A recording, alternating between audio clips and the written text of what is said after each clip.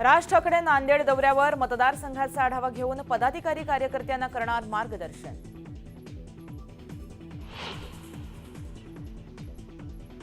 काँग्रेस अध्यक्ष मल्लिकार्जुन खरगे यांच्या घरी महाविकास आघाडीची बैठक। महाराष्ट्राबाबत विधानसभा निवडणुकीचा रोडमॅप ठरला।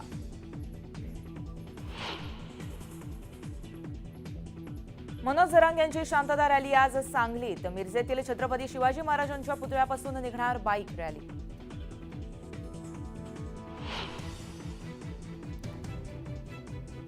9 ऑगस्टपासून सुरू होणारा एसटी कर्मचाऱ्यांचा संप लांबणीवर। मंत्रालयात पार पडलेल्या बैठकीत कोणताही ठोस निर्णय नाही।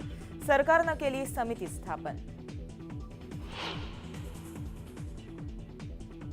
मुंबईकरांसाठी खुशखबर। म्हाडाकडून 2030 घरांसाठी जाहिरात। 9 ऑगस्टपासून अर्ज प्रक्रियेला होणार सुरुवात।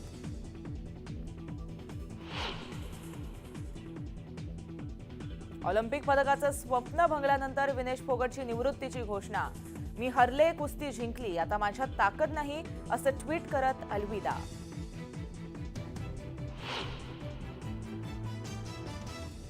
विनेश फोगट अपात्र ठरण्याचा निर्णय खूपच वेदनादायी।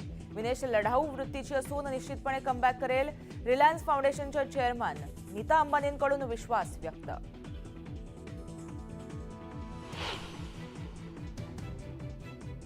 भारताला आणखीन एक मोठा धक्का। मीराबाई चानूचं स्वप्न भंगलं। कांस्य पदक थोडक्यात हुकलं।